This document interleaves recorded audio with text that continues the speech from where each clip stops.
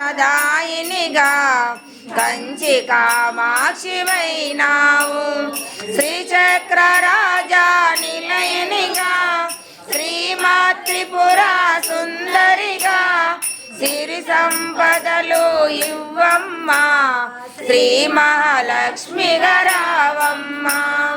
మణిదీపముల కొలుముండి మహాకాళి అవతారములో మహిషాసురుని చంపితివి ముల్లోకాలను ఏలితివి పసిడి వెన్నెల కాంతులలో పట్టు వస్త్రపు ధారణలో పారిజాతపు మాలలలో